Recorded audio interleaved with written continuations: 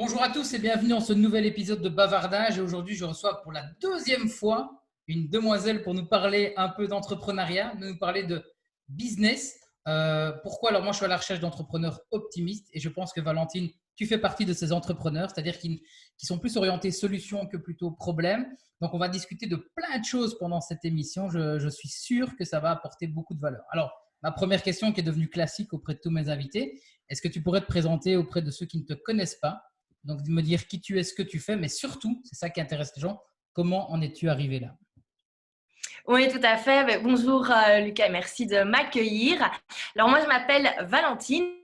Ça fait quand même quelques années que je suis présente sur le web. Alors moi, concrètement, mon métier, mon job actuel, c'est d'aider les entrepreneurs et les indépendants à développer leur activité grâce au web. Alors, on va partir de la première étape qui est de développer son audience, sa visibilité grâce aux réseaux sociaux et au marketing de contenu. Mais je les accompagne également par après à développer des offres digitales, que ce soit des offres comme des workbooks, des e-books qu'on peut vendre, ou également des plus grosses formations en ligne, de manière à vraiment tirer tout le potentiel que le web nous offre au niveau du business. D'accord, donc tu me disais tout à l'heure que tu as lancé ça il y a quelques années déjà, à l'époque où c'était même pas encore connu. Comment est-ce que tu en es arrivé là-dedans? Comment est-ce qu'on se dit à un moment donné, je vais lancer un blog ou je vais lancer des formations? Alors, pour reprendre au tout début, en fait, quand j'avais 13 ans, j'ai créé mon premier site. Je ne sais pas trop comment ça m'est venu, c'était les tout débuts. J'ai 31 ans, donc ça date un peu. Encore à la date où il fallait encore brancher l'ADSL et s'engueuler avec ses parents parce qu'il n'y avait pas le téléphone. Donc vraiment, c'était le tout début du web à la maison. Et je ne sais pas trop comment ça m'est venu, mais voilà, apprendre à créer son propre site internet, c'est un truc je sais pas, qui me plaisait. Merci Google, j'ai appris l'HTML, le CSS. Ça ressemblait pas à grand chose au début, mais petit à petit ça a évolué. Bien sûr, c'était loin d'être un métier à l'époque, hein. C'était limite en fait une passion un peu honteuse, parce que voilà, être un geek nerd à l'époque, c'était pas super cool à la cour de récré. Donc c'est plutôt un truc que je planquais. Et tu as l'époque des skyblogs et tout qui sont arrivés, et voilà, l'interface de toutes ces plateformes était quand même très laide. Tout le monde avait la même chose, et moi j'avais envie d'avoir vraiment mon truc perso à moi. Et donc c'est comme ça également que j'ai créé un premier blog. Là j'avais 15 ans, qui s'appelait Where is my mind, pour la chanson des Pixies. Ouais. Et dessus, en fait, je racontais toute ma vie. Ça, c'est vraiment les premiers blogs à la base. C'était vraiment le journal intime qu'on mettait sur le web. Et il y avait également énormément de tutoriaux dessus. Tutoriaux Photoshop, HTML, CSS, comment se faire connaître. Voilà, parce que je commençais à avoir un certain public qui me demandait comment faire la même chose. Et donc, je passais toutes mes soirées, tous mes week-ends à faire ça. J'étais encore en secondaire. Et donc, voilà. Puis forcément, il a fallu rentrer un peu dans le monde des adultes, université et tout. J'ai complètement lâché tout ça parce que j'avais plus le temps. J'ai fait des études de communication, mais en sachant absolument pas ce que je voulais faire par après. Heureusement, à ce moment-là, le web a commencé quand même à prendre. C'est à ce moment-là qu'on a commencé à parler des pages Facebook, par exemple, pour le côté professionnel. C'est là que les entreprises ont commencé à engager des personnes pour s'occuper de la communication web et tout. Et donc voilà, j'ai commencé ma carrière comme ça en tant qu'employée. Et à un moment, je me suis rendu compte qu'aux États-Unis, il y a des gens qui gagnaient leur vie et plutôt bien, qui avaient des super chouettes business où ils vendaient des formations. La plupart du temps, c'est des gens qui créaient du contenu énormément, voilà, qui faisaient des articles de blog, des podcasts, et qui avaient un business qui était monétisé grâce à la vente de formations en ligne. Et j'ai fait, mais c'est dingue, c'est ce que je faisais un petit peu quand j'étais plus jeune, parce que bien sûr, je ne le voyais pas comme un métier. Et je me suis dit, mais en fait, c'est ça que je dois faire, c'est ça que j'ai envie de faire. Et donc voilà, petit à petit, j'ai lancé, donc ça va faire 4 ans et demi que je suis indépendante. Je me suis lancée d'abord je faisais un peu de tout au niveau de la communication pour quand même commencer à facturer, avoir les premiers clients, donc gestion de page Facebook et tout en développant à côté la partie business en ligne. Donc, j'ai sorti mes premières formations. Il y a un nouveau blog qui est sorti, vraiment axé business en ligne. Enfin, voilà, tout ça s'est fait au fur et à mesure, tout en ayant mon activité de freelance à côté. Et là, depuis janvier 2020, j'ai pu dire au revoir à toutes mes collaborations avec mes clients classiques, entre guillemets, pour faire mon activité en ligne à 100%. Donc là, tu es 100% en ligne. Oui. Alors, pour ceux qui ne connaissent peut-être pas, c'est quoi une activité en ligne? Qu'est-ce que ça comprend? Alors, moi, concrètement, ben voilà, tout simplement comment je gagne ma vie, entre guillemets. J'ai deux axes. Il y a tout d'abord la vente de formation en ligne. Donc, j'ai une première grosse… Bon, j'en avais des anciennes, mais qui sont plus à jour. Donc voilà. Mais là, pour l'instant, on a la formation prête à digitaliser, qui explique justement comment digitaliser son activité. Donc voilà, il y a cette formation qui se vend. Et à côté, j'ai également un membership qui s'appelle Prêt à poster et qui apporte en fait tous les mois le contenu dont les indépendants ont besoin pour avoir une présence régulière sur le web. Parce qu'on sait, les réseaux sociaux, le marketing de contenu, c'est hyper efficace, mais c'est hyper chronophage. Et voilà, quand on est indépendant, on a déjà 15 000 choses à faire chaque journée. Et donc, je leur apporte en fait des templates d'idées pour communiquer constamment. Et à côté, on a également des workshops, on fait des lives et tout pour répondre aux questions. Et donc voilà. Et donc, ça, c'est un système d'abonnement mensuel. Donc, les membres continuent de payer chaque mois pour être dedans. Donc, on a vraiment une activité qui est complètement en ligne. Ce que j'aime bien, c'est que je fais tout de A à Z toute seule. Et je n'ai plus besoin d'avoir un petit peu des clients. Enfin, je bosse en fait sur mon business à moi, pas sur le business des clients. Voilà, avant, quand je gérais par exemple des pages Facebook, quand j'étais community manager freelance, ça restait le business des autres que je développais. Et là, j'ai vraiment mon truc à moi. Donc voilà. Super, écoute, ça me parle totalement ce que tu es en train de m'expliquer. Il y a plein de points sur lesquels je vais revenir parce que tu as dit plein de trucs super intéressants. Mais j'ai eu la même réflexion que toi, moi, il y a un an et demi. J'avais une agence de com à l'époque. On avait des employés, etc. Mais c'est vrai que je me suis rendu compte que c'était dur de travailler sur nos business. Et je pense qu'aujourd'hui, la solution, en tout cas, pour pouvoir scaler, on verra tout à l'heure avec toi ce que ça veut dire scaler et comment on peut le faire, c'est qu'il faut plus travailler sur son business. En partie plutôt que dans son business et de vivre comme ça au jour le jour. Mais moi, j'aimerais bien revenir à tes débuts. En fait, c'était une passion que tu as eue. C'est un jour, tu avais un ordinateur, tu t'es dit, j'ai envie d'y aller. Et je sais que d'ailleurs, ton activité aujourd'hui, le nom est autour de la passion. Alors, ma question, c'est est-ce que tu penses qu'aujourd'hui, quelqu'un qui se lancerait, qui nous regarde ou quoi, est-ce qu'il doit partir d'une passion pour commencer son projet ou est-ce qu'il doit plutôt partir de quoi les gens auraient soi-disant besoin ou de qu'est-ce qui était à la mode en fait? Alors, je pense qu'il faut faire un bon mix des deux. C'est clair qu'à partir du moment où on décide de lancer sa propre activité, si on ne fait pas un truc qui nous passionne un minimum, ça ne va pas aller. Si le but, voilà, c'est juste d'avoir comme ça une activité qui va permettre d'être indépendant et de gagner des sous, au bout d'un moment, on s'épuise très vite. Sauf si on a vraiment le mindset du serial entrepreneur qui a des idées et voilà, qui arrive très vite à tout déléguer à une idée, à une équipe qui va le faire et qui va passer sur un autre projet au fur et à mesure. Voilà, c'est ce que j'appelle pour moi les vrais serial entrepreneurs qui ont plein d'idées et qui passent d'un projet à l'autre. Moi, c'est pas mon cas. Moi, j'ai vraiment mon truc à moi et j'ai envie de continuer à le développer. Et voilà, je pas spécialement bosser sur d'autres trucs. Donc, il faut quand même être un minimum passionné. Après, si on fait uniquement ce qui nous botte nous, sans réfléchir un petit peu à ce qui plaît au public, ben, ça va être compliqué au final de vendre ses services. On peut totalement commencer à communiquer sur les réseaux sociaux, avoir un blog sur n'importe quel sujet. On trouvera toujours des lecteurs, des amateurs, des gens qui vont devenir fans. Mais si on veut en vivre, au bout d'un moment, il faut quand même proposer quelque chose qui intéresse les gens. Et ça, c'est souvent une des erreurs principales. Et je l'ai faite également au début. C'est qu'on a tendance à lancer des produits qui nous plaisent, qui nous amusent, alors que ce n'est pas forcément ce dont le public a besoin. Donc, il faut vraiment réussir à trouver le centre entre les deux, de quoi a besoin le public, de quoi a besoin l'audience, et vraiment le mixer avec nous ce qu'on peut proposer. Tout à fait. Donc, si je fais le calcul, entre le moment où tu écris tes premiers articles, tu découvres Internet et le moment où ça te rapporte de l'argent, on est sur une dizaine d'années quand même. Donc, c'est ça qui est important aussi. Donc, quand on a une passion et qu'on aime ce qu'on fait, c'est de se rendre compte que peut-être dans un premier temps, les résultats ne sont pas directs aussi, ce qui permet de tenir un peu plus loin. Ouais, après, voilà, faut pas non plus 10 ans pour le faire. Hein. Voilà, on était au tout début. Voilà, là, c'était vraiment en mode le blog pour s'amuser. C'était même pas un boulot, tu vois. Donc clairement, mais je pense que maintenant, je pense que si on fait bien les choses, qu'on est appliqué, qu'on est régulier, on peut totalement, au bout d'un an, vivre d'une activité en ligne. Je le vois. Après, c'est sûr que beaucoup de personnes n'ont peut-être pas la force pour le faire. Maintenant, on a toutes les connaissances sur Internet, donc je pense qu'on peut tout apprendre. C'est juste qu'il faut garder l'objectif final pour continuer à être motivé et à bosser vraiment sur le développement de son activité. Mais je suis convaincue que si on a vraiment l'envie d'y arriver, on peut le faire. Et maintenant, on peut avoir des résultats très, très rapides quand on commence à maîtriser les réseaux sociaux, le marketing de contenu et tout. Yes, tout à fait. Deuxième chose qui m'a parlé quand tu as expliqué, c'était, comment dire, tu as à un moment donné arrêté les clients de manière classique. Donc les clients, c'est ça. D'où vient? Parce qu'il y en a beaucoup qui aujourd'hui lancent leur service et ont du mal à un moment donné à se remettre en question. Qu'est-ce qui a fait? Est-ce que toi, tu as une vision en fait de vers quoi tu veux aller et donc tu n'as pas de mal à dire à un moment donné, ces services-là, je les arrête parce que je me dirige vers vraiment ce que j'aime. Comment est-ce que dans ta tête, ça s'est passé par rapport à ça? Euh, Intuitif. Je sais pas comment expliquer, mais je le sentais au fond que c'était.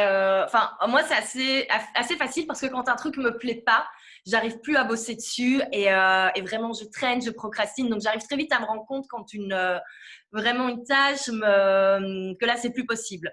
Donc voilà. Et en fait, pour la petite histoire, il y a déjà 2 ans, je m'étais dit, en fait, j'avais fait un très bon lancement pour une ancienne formation et je m'étais dit, OK, c'est bon, maintenant on y va. Donc, j'ai arrêté déjà toutes mes collaborations il y a 2 ans. Je me suis dit, bon, ben, c'est bon, on va faire que les formations en ligne. J'ai bossé tout le mois de janvier sur une formation par rapport à Instagram. C'était juste un peu trop tôt parce que les gens n'étaient pas encore prêts à s'investir sur Instagram. Alors, j'ai fait un super chouette lancement, 5 jours de mini-vidéos gratuites, ça a cartonné. J'ai fait une vente à 297 €. Donc, forcément, après un mois de travail et une semaine de lancement, 297 €, clairement, on comprend qu'il y a peut-être des choses à apprendre. Et donc, j'ai très vite repris quelques clients. Et donc, voilà. Donc, j'avais fait déjà le test. Et à ce niveau-là, je m'étais déjà, enfin, pas plantée, mais c'était pas le bon moment. Et donc voilà, ça a toujours été l'objectif. Enfin voilà, je savais très bien ce que je voulais faire. C'est peut-être pas encore méga défini comme maintenant c'est défini dans ma tête, mais c'est juste je le sentais quoi, que c'était pas ça que je voulais faire. Enfin, je veux dire, le lundi matin, quand je vais m'occuper de créer des posts Facebook pour les pages dont je m'occupais et que je préférais traîner à faire autre chose, mais c'est que clairement ça nous plaît plus quoi. Yes. Et donc aujourd'hui, est-ce que tu es toute seule, hein? Je pense qu'on est aussi dans ce qu'on appelle le soloprenariat. C'est ta vision de rester toute seule ou est-ce que tu te vois peut-être un jour recruter des personnes pour justement grandir encore plus le business derrière? Alors, moi, j'adore le fait de bosser seule. Je suis vraiment pas douée pour bosser en équipe. Mais après, je me rends bien compte qu'au bout d'un moment, il faut apprendre à déléguer. Ce qui est certain, c'est que ma vision sur le long terme, c'est pas d'avoir un bureau avec des employés qui m'attendent le lundi matin à 9 h pour savoir ce que je dois faire. Enfin, ce qu'ils doivent faire plutôt. C'est les raisons pour lesquelles, par exemple, je prends pas de stagiaire, parce que je trouve qu'un stagiaire, c'est quelqu'un dont on doit quand même former. Et voilà, là, pour l'instant, c'est pas une envie que j'ai d'être au bureau du lundi au vendredi, 9 h à 17 h. Enfin voilà, si j'ai quitté le salariat, c'est pour ça également. Par contre, là maintenant, j'ai commencé à déléguer certaines choses à des freelances. Donc là, il y a des choses que j'ai moins, sur lesquelles je procrastine. Et donc maintenant, je préfère déléguer cette petite tâche-là à un freelance qui va le faire super bien au fur et à mesure. Alors, c'est clair que sur le long terme, il faudra peut-être avoir quelqu'un qui bosse un peu plus, qui est là un peu plus en profondeur sur certains sujets avec une vue plus globale. Mais pour l'instant, c'est ce que je commence à faire. Donc, j'ai une personne qui s'occupe de m'aider pour Pinterest, parce que Pinterest, c'est un réseau hyper important pour la visibilité de mes articles. Et j'arrivais plus à bien m'en occuper. Donc, voilà, j'ai délégué à quelqu'un dont c'est l'expertise. J'ai une personne qui relie également tous mes templates de publication pour le membership prêt à poster, parce que clairement, je peux pas refiler des templates avec des fautes d'orthographe. Donc, ça, c'était un petit peu, juste pour le professionnalisme. Et pour l'instant, j'ai quelqu'un qui est mon petit frère qui s'occupe de rédiger certains de mes articles parce que tous mes podcasts deviennent des articles et j'avais plus le temps. Et comme il écrit très bien et qu'il est pour l'instant étudiant en pleine période de coronavirus avec pas grand-chose à faire à l'école, Tu l'occupes. voilà, ça l'occupe, ça lui fait un peu d'argent de poche et donc voilà. Et il est super emballé pour devenir étudiant un peu plus parce qu'il fait ça super bien. Donc voilà, on verra après comment je continue à développer. Mais j'aime bien le fait de bosser avec des freelances où chaque personne évolue à son rythme. Vraiment, chacun sa tâche. Et moi, j'ai pas besoin d'aller surveiller qui fait quoi. Donc, si je dois avoir une équipe sur le long terme, même des employés, ce sera chacun qui bosse de chez lui, peut-être des meetings Zoom ou quoi, une fois par semaine. Mais voilà, c'est clairement… Ça m'étonnerait qu'un jour, j'ai des beaux gros bureaux avec 150 personnes, là, du lundi au vendredi, de 9 h à 17 h, parce que c'est pas du tout ma vision. Yes, yes. Écoute, moi, je te rejoins totalement. Et je pense qu'un point qui va être différenciant d'un business classique à ce qu'on fait le business en ligne, c'est beaucoup l'état d'esprit, le mindset. C'est-à-dire qu'on doit réfléchir différemment. Est-ce que toi, c'est venu vraiment de manière innée quand tu vois des clients à toi qui viennent, parce que tu m'as dit que tu les accompagnais aussi à pouvoir lancer leur business grâce aux outils d'Internet. Est-ce qu'il y a des blocages particuliers qui reviennent souvent chez ces gens-là? Qu'est-ce qui fait qu'ils ne passent pas à l'action, qu'ils n'y arrivent pas? Alors, la technique, ça reste quand même très vite un blocage. On ne sait pas trop. Voilà, tout de suite, ça fait peur. Bon, là, maintenant, ça commence à aller mieux. Puis, avec voilà, la crise du coronavirus, beaucoup de personnes qui n'osaient même pas faire des rendez-vous par Zoom ont été obligées de le faire. Donc, là-dessus, on a quand même dégommé pas mal de blocages techniques. Après, c'est souvent, je ne sais pas par quoi commencer. Et ça, c'est vrai. Voilà, il y a plein de choses à faire. On regarde un peu sur Internet comment lancer son business en ligne. On va parler de ça, de ça. Il faut être sur les réseaux sociaux. Mais quel réseau social choisir? Il faut faire du marketing de contenu. Il y a également la newsletter. Bref, c'est souvent ça. Le côté se sentir un peu submergé par toutes ces nouveautés. Et alors, très souvent, on pense qu'il faut une énorme audience pour commencer à dégager des revenus et même en vivre convenablement. Et ça, c'est absolument faux. Voilà, on n'est pas sur le web pour devenir influenceur, avoir 150 000 followers sur Instagram. C'est vraiment pas ça le but. Et même moi, j'ai pas une audience de folie, quoi. Je pense que tout cumulé, réseaux sociaux et mailing list, je dois avoir 10 000 personnes. Ce qui n'est pas tellement au final. Et voilà, et ça, je peux totalement en vivre. Il n'y a pas besoin d'avoir 1000 followers sur Instagram. Enfin, il n'y a pas de chiffre magique. On peut autant que quand le message est clair et qu'on a la bonne offre et qu'on a attiré le bon public, on peut très vite commencer à vendre des choses et dégager des revenus. Yes, et donc on va arriver au point qui pour moi aussi est très primordial, qui est primordial dans ce contexte, c'est la scalabilité. Alors, la scalabilité, c'est le fait de pouvoir développer notre chiffre d'affaires, non plus en fonction de notre productivité, mais de pouvoir développer des revenus qui ne dépendent plus des heures que l'on presse. Donc, c'est en fait casser aussi le principe de la facturation horaire. Et donc, j'ai une question pour toi. Ici, imaginons, on a un consultant voilà, qui fait de la consultance classique, donc il vend 16 heures. Le problème, c'est qu'il est bloqué à un moment donné. Soit il doit augmenter ses prix, soit il doit trouver beaucoup plus d'heures dans une journée, il ne saurait pas. Quel conseil est-ce que tu lui donnerais pour qu'il puisse justement passer l'étape de la scalabilité, de pouvoir développer son business? Je le rappelle, des fois, il y en a qui font un chiffre d'affaires de centaines de milliers d'euros tout seul, alors que certains font ça avec des équipes de 10, 15, 20. Donc, ça aussi, c'est très particulier. Mais qu'est-ce que tu conseillerais à cette personne comme première étape pour pouvoir se lancer et scaler son business? Alors moi, la première chose que je proposerais, de manière générale, il y a quand même deux solutions. C'est soit on passe en mode agence, soit on passe en mode vente de produits en ligne. On peut faire les deux, bien sûr. Et moi, c'est une question que je m'étais posée il y a un an parce qu'effectivement, je commençais à avoir trop. Et j'ai testé ce modèle agence comme tu as eu. Très vite, je me suis rendu compte que ça ne m'allait pas du tout parce que je passais ma vie en réunion. Mais après, c'est un moyen ça reste un moyen de scaler. Certes, on doit commencer à engager du monde, mais ça reste un premier moyen. Si on n'a pas envie d'avoir cette partie-là et l'avoir vraiment au niveau digital, voilà, avec toutes les nouvelles choses qu'on peut faire, je regarderai un petit peu quelles sont les questions principales qu'il reçoit, les choses principales qu'il reçoit comme questions, voilà, au niveau de l'expertise, quelles sont les choses dont il parle le plus, parce qu'en général, on a quand même tout le temps les mêmes questions qui reviennent, et parfois même, si on adore encore faire de la consultance en one-to-one, sur le long terme, ça devient un peu chiant de toujours répéter la même chose. On préfère aller travailler sur des problèmes un peu plus de fond. Donc voilà, j'identifierai un peu quelle est la base commune qu'a sa clientèle habituelle, un peu identifier le premier problème de fond. Et là, on peut commencer à imaginer une offre en ligne. Ça peut être plein de choses, hein. Ça peut être une masterclass d'une heure qu'on peut vendre, hein, parce que souvent, on pense grosse formation en ligne de plusieurs modules. Certes, c'est efficace, mais il ne faut peut-être pas commencer par ça. Voilà, il y a plein de différentes choses qu'on peut faire. On peut vendre des templates, on peut vendre des workbooks. Donc voilà, mais ce serait vraiment la première chose, identifier quelle est vraiment le point principal qui revient tout le temps. Et là, l'avantage, c'est que du coup, quand on a des personnes qui nous contactent et qui disent voilà, j'ai besoin de toi pour travailler là-dessus, on peut peut-être l'orienter vers la formation en ligne. Ça, la personne fait déjà ça. Et après, on travaille en one-to-one certains points voilà, où là, il y a vraiment besoin d'expertise en one-to-one. Yes, écoute, moi c'est ça que j'ai décidé, c'est de me dire, je donnais beaucoup de formations présentielles et donc au final, tu es en mode automatique parce que tu répètes la même chose. Et donc, j'ai automatisé tout ce qui était le savoir. Donc, c'est vraiment maintenant, je ne forme plus directement. Je dis, voilà, tu peux aller suivre ma formation. Mais par contre, derrière, ce que je vends, c'est l'accompagnement, le conseil, le coaching, où là, on peut aller directement plus en détail. Donc, ça, je pense que tous les experts qui nous regardent, qui ont un savoir à partager, automatiser ce savoir, ça va faire gagner du temps.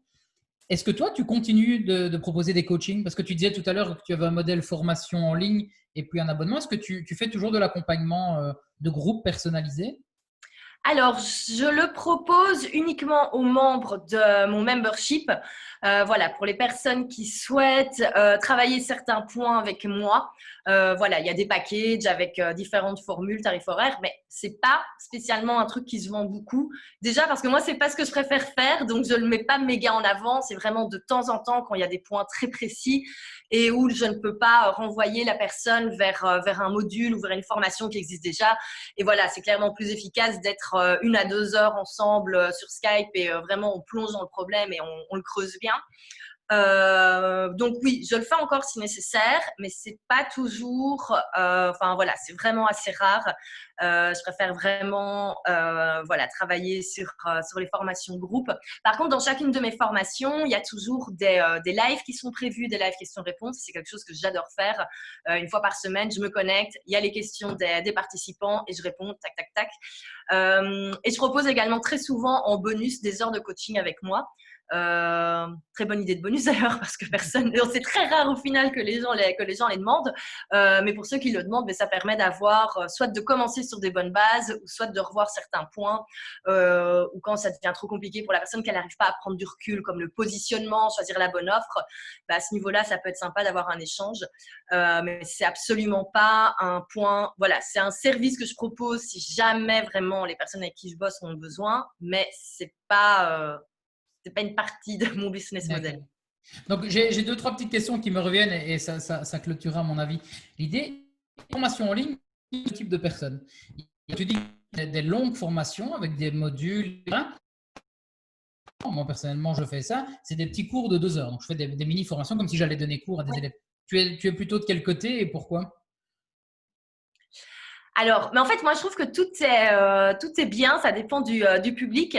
Le modèle, en fait, comme toi, avec des formations un peu plus courtes, entre guillemets, au niveau de l'heure, c'est un truc que j'ai testé début 2019. Et en fait, je me rendais compte qu'il y avait toujours quelque chose à apprendre. Voilà, les personnes allaient peut-être prendre une formation sur, je sais pas, sur une thématique, mais tout de suite, il fallait autre chose.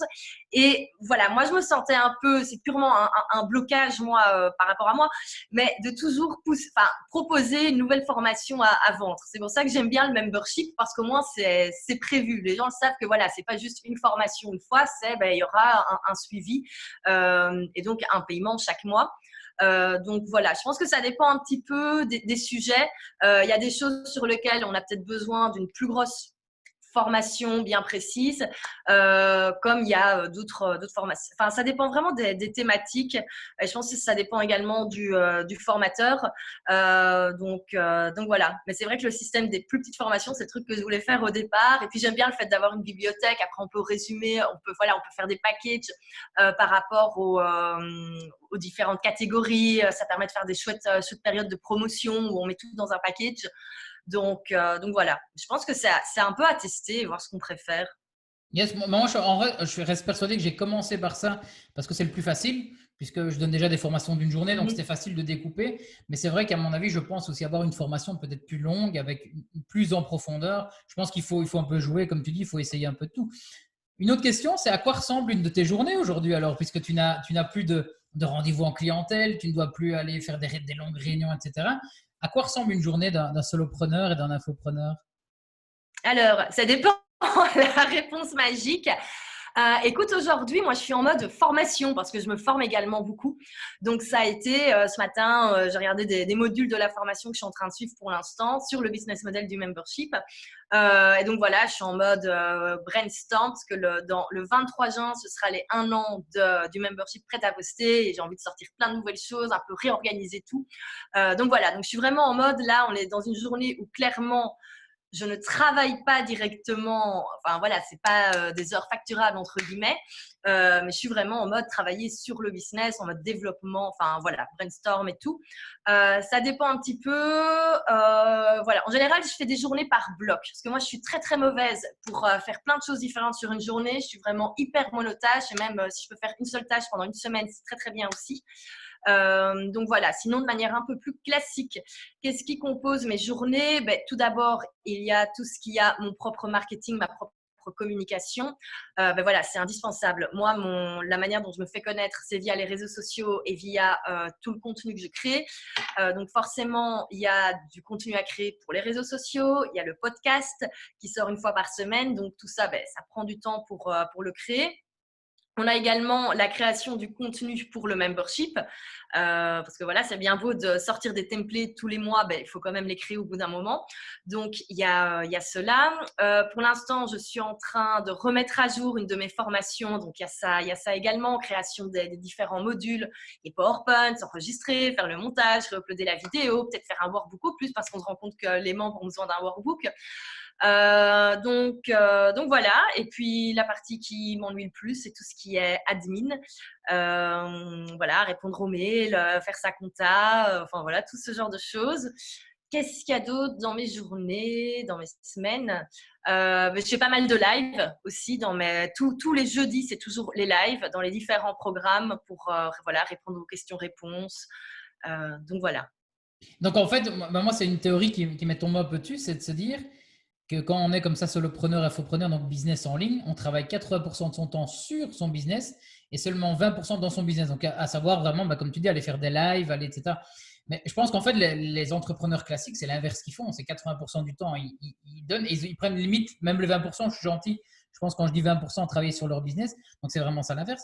Mais toi qui es seul, est-ce que c'est dur des fois? Parce que c'est-à-dire, est-ce que tu as un bureau partagé? Est-ce que tu vas en coworking? Est-ce que tu travailles de chez toi? Parce que quand on est solopreneur, c'est ce que je remarque souvent dans les groupes, c'est que les gens sont seuls parce que certes, ils voulaient la liberté, mais ils ne rencontrent plus des gens. Toi, comment est-ce que tu fais? Écoute, c'est super drôle. J'ai souvent cette question, et même depuis que je suis indépendante, tu vois, parce qu'on a un peu la solitude de l'indépendant, mais moi, j'ai jamais rencontré autant de nouvelles personnes depuis que je suis indépendante, alors qu'avant, voilà, j'étais employée, c'était beaucoup plus métro, boulot, dodo. On a fini l'université, on rencontre moins de nouvelles personnes. Et là, depuis 4 ans, en fait, je rencontre toujours de nouvelles personnes. Donc, il n'y a pas spécialement ce côté solitude. Je travaille beaucoup d'ici, de la maison, mais j'ai également un coworking, avenue Louise à Bruxelles.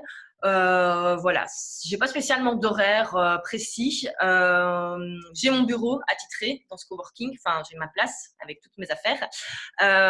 Mais c'est un peu comme je le sens, tu vois. Aujourd'hui, je savais que j'étais en mode un petit peu plus, voilà, brainstormer, réfléchir. Donc j'aime bien pouvoir m'étaler, mettre des post-it partout. Par contre, quand je suis plus en mode boulot, genre demain par exemple, je vais créer les templates de publication pour prêt-à-poster. Ça, c'est un truc, voilà, je vais être en mode un peu productivité, j'allais dire presque en mode machine, mais presque. Mais ça, ouais, j'aime bien aller au bureau et me mettre alors dans un moule vraiment travail.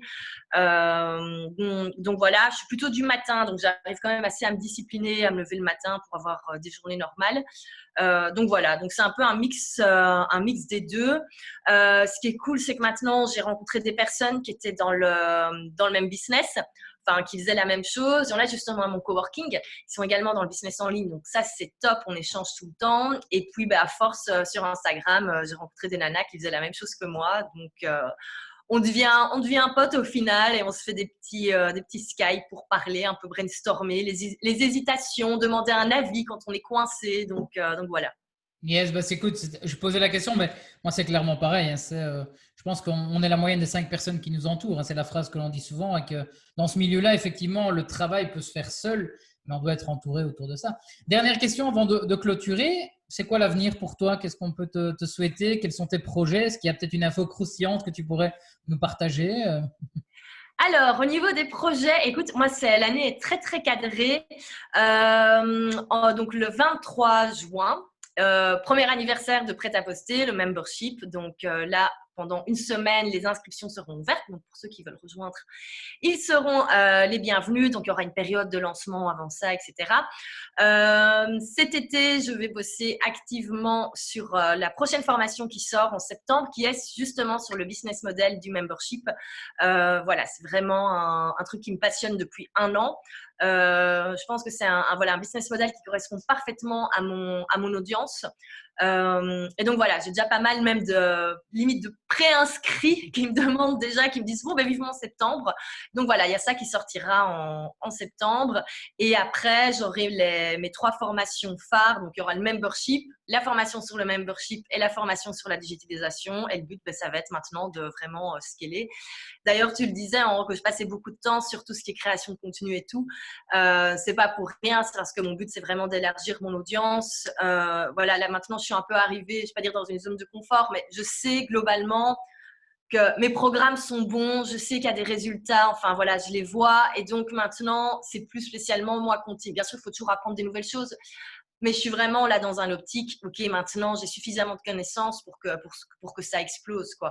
Donc voilà, ça va vraiment être un peu joué avec les automatisations, continuer de créer du contenu de qualité pour encore plus faire grandir la communauté.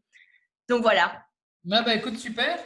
Dernière petite chose, hein, c'est ce que je demande toujours aux personnes. Il reste 1 minute. Voilà, tu as 1 minute pour toi. Si tu veux redonner un conseil aux gens qui nous regardent, si tu veux mettre en avant tes produits, le prêt-à-poster ou que sais-je, voilà, tu as 1 minute pour toi. Je te laisse la parole sur cette minute. Alors, super, merci. Voilà, moi, en fait, je voulais dire que vraiment, c'est justement ce matin, j'ai travaillé sur mes valeurs et mes croyances. Je suis convaincue que chaque personne peut se lever le matin en faisant quelque chose qu'elle va aimer. Savoir qu'on va passer une journée à faire quelque chose qu'on aime. On a suffisamment de ressources maintenant pour lancer son business de chez soi et faire une activité qu'on aime. Donc, si c'est quelque chose qui vous parle, si c'est quelque chose, voilà, vous dites oui, effectivement, j'ai envie de faire la même chose, envie d'avoir voilà, un business sur Internet qui tourne, tout simplement, on peut me rejoindre sur jevisdemapassion.com. Donc ça, c'est le site avec tous les articles de blog. Il y a 4 ans de contenu déjà, donc plein d'infos. Et il y a la newsletter tous les dimanches. Ça, c'est important de s'y inscrire directement. On la retrouve sur le site de manière à pouvoir recevoir toutes les informations, mais également les invitations aux webinars, aux masterclass. Quand il y a des mini-formations gratuites, c'est là on est certain de rien rater. Super, de toute façon, je mettrai le lien de ton site et de l'accès à la mailing list, à la newsletter, pardon, dans la description. Je n'ai plus qu'à te remercier. En tout cas, merci pour ton temps et ce partage. C'est vrai que en Belgique, je trouve qu'on est quand même très peu des gens à faire le business en ligne et le développer. C'est vrai que du côté de la France et États-Unis, là, on n'en parle plus, mais la France, il commence quand même un peu à émerger. Mais ici, je trouve que c'est encore, en tout cas en Wallonie, je ne sais pas si c'est ressenti aussi, c'est quand même très limité en tout cas. Mais voilà, je pense que c'est effectivement, une fois qu'on le maîtrise, on se sent bien, parce qu'on peut vraiment… Ouais, mais même en France, je trouve pas qu'ils sont tellement par rapport à ce qu'on peut voir je pars tous les ans aux États-Unis pour me former et quand je vois où ils sont par rapport à même, alors certes, bien sûr, il y a des têtes d'affiche en France comme Olivier Roland ou quoi, je pense à Stan Leloup, Marketing Manager, enfin voilà. Mais il n'y a pas tellement encore, enfin voilà, je trouve pas tellement que la France, ils sont tellement, alors on n'en a pas parlé, mais il y a beaucoup de bullshitters par contre, il y a beaucoup de fake, mais il y a encore un énorme marché à prendre, ça c'est certain, parce que beaucoup pensent que ça y est, c'est déjà fini sous prétexte qu'il y a 3 personnes qui ont sorti une formation, que c'est bouché, mais il y a encore, ça on peut le rajouter dans la petite phrase de la minute, mais il y a vraiment encore plein, il y a plein d'espace, quoi. Il y a un énorme marché encore qui est dispo, c'est incroyable. Je pense qu'en plus, dans le métier dans lequel on est, qui est notre partage de savoir, de compétences, il y a autant de place qu'il y a de personnes, puisque chacun va avoir une approche différente. Donc, effectivement, il y en a qui me disent, ouais, mais toi, tu fais des formations en ligne, on ne va pas le faire. Mais c'est pas grave, il y en a déjà plein qui font des formations sur comment créer une formation en ligne, etc. Mais chacun va avoir aussi une expérience différente. Donc, moi, je te rejoins totalement. Je pense qu'on est vraiment au tout début et qu'aujourd'hui, si quelqu'un veut bien vivre, en tout cas dans le métier de partage de savoir, je pense qu'il doit envisager la digitalisation parce que sinon, il va être bloqué à des paliers. Je pense que 10 000 € par mois va être le maximum, puisque s'il n'augmente pas ses prix, et à un moment donné, même dans la tête des gens, être au-dessus de 125 € de l'heure, ça devient un peu… c'est dur à accepter. Donc, effectivement, moi, je le recommande et je le conseille. Je pense que la digitalisation va permettre… Et ça ne veut pas dire non plus que vous perdez de la qualité envers vos clients. Justement, c'est adapter votre produit au client qui n'a pas toujours le temps d'aller à une formation physique, qui n'a pas toujours le temps de faire ce qu'on veut. Des fois, il veut prendre le temps de suivre sa formation tranquillement. Donc, je te rejoins totalement et ça m'a vraiment fait plaisir de pouvoir discuter avec toi parce que, comme je dis, je te suivais depuis quelques temps et avoir ta vision et me dire, écoute, on est assez semblables, moi, ça me parle encore plus. Donc, grand merci pour ton temps. Merci à toi, c'était super chouette. Et comme je dis, toutes les infos seront dans la description. On sera sur YouTube, mais aussi en podcast. Donc, voilà, on pourra te réécouter sans souci. Écoute, Valentine, je te souhaite une bonne fin de journée. Merci à toi également. Et à très bientôt. Salut. Merci beaucoup, salut.